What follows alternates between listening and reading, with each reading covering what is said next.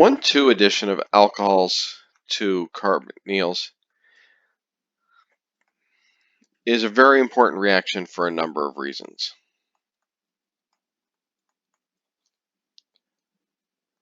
This is a reaction that can result in acetal or hemiacetal formation if we're starting with an aldehyde, or ketal or hemiketal formation starting with a ketone.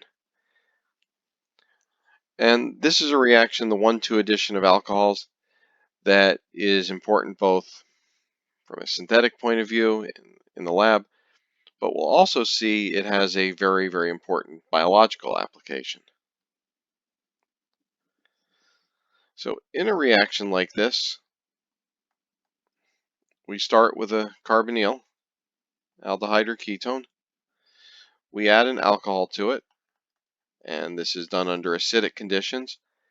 We typically can't use basic conditions for this reaction. Using basic conditions, having a deprotonated alcohol or an alkoxide ion, that's a strong base, and that can lead to a number of undesirable side products. But with one addition of the alcohol,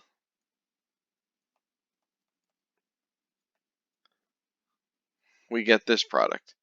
And in this case, because we started with a ketone, this is known as a hemiketal.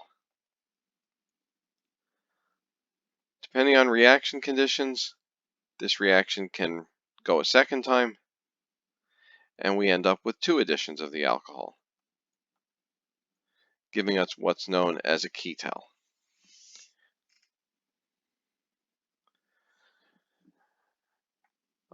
Same type of reaction happens with aldehydes.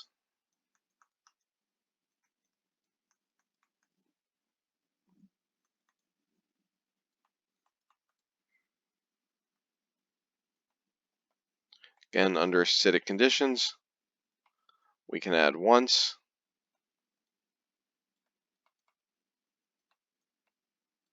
forming what's known as a hemiacetal, and a second addition gives us the acetal.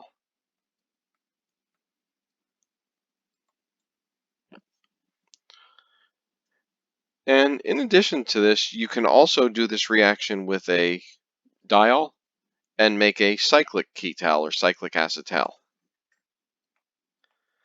And so we'll use one of those as the example to go through our mechanism here. And after we do that, then we'll discuss some of the important applications of this reaction.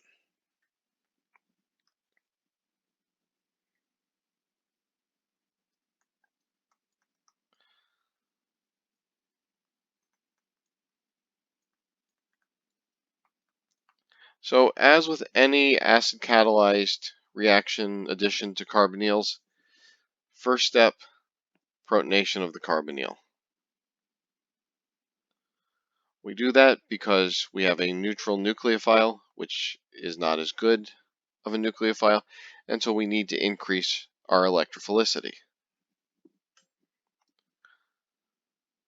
So now our alcohol can attack.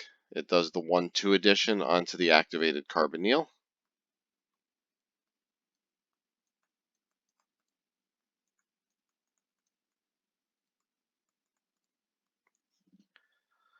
Which gets us here. And then we lose a proton to get to sort of what we would call our halfway point.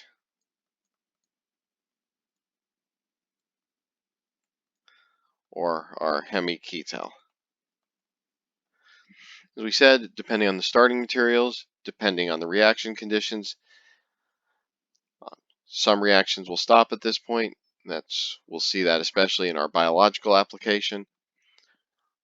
But one like this is likely to keep going. And the way it continues is the lone pair here adds in, not yet, let's skip a step. So we're going to pick up a proton on the OH group. That's going to convert the OH group into a good leaving group.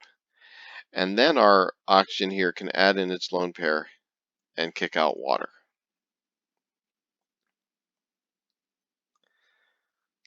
Now, what we end up with at this point is not exactly a protonated carbonyl, but it's very much like a protonated carbonyl. We've got the carbon-oxygen double bond, positively charged on the oxygen, and it's positively charged because there's an extra group on that oxygen. Not a hydrogen, another carbon group, but it's going to serve the same function.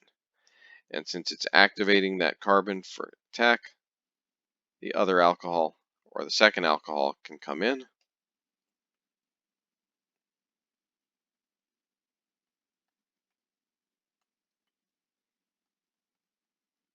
And then after deprotonation, because we started with a diol, our ketal that we formed is going to be cyclic. So this reaction has a couple of very important applications. One is that ketals like the one I've drawn here can serve as protecting groups for aldehydes and ketones. Sometimes if you're planning a synthesis, you need to sort of hide one of your functional groups so it doesn't react. And that's the role of a protecting group. And because this reaction is completely reversible, you can basically hide your ketone as a ketal. And while the ketone is very electrophilic, the ketal is not. And so you can do whatever it is you need to do in other parts of the molecule, and then you can initiate the reverse of this reaction and get your ketone back. The other place where this reaction plays a significant role is in the following type of molecule.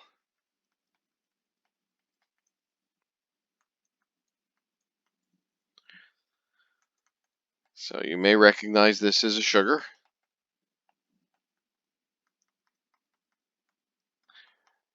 And in fact, this is glucose. Now the aldehyde here in glucose will undergo a reaction with an atom 6 atoms away, this alcohol. And sugars, you may know, exist in both open as well as closed forms.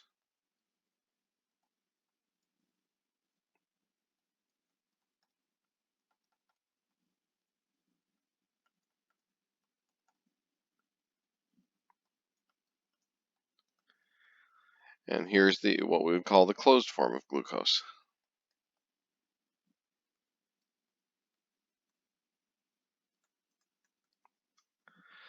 And how did we interconvert? Well, it was through this alcohol adding into the aldehyde to form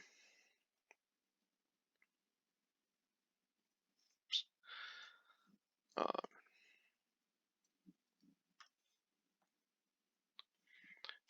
a hemiacetal of the sugar.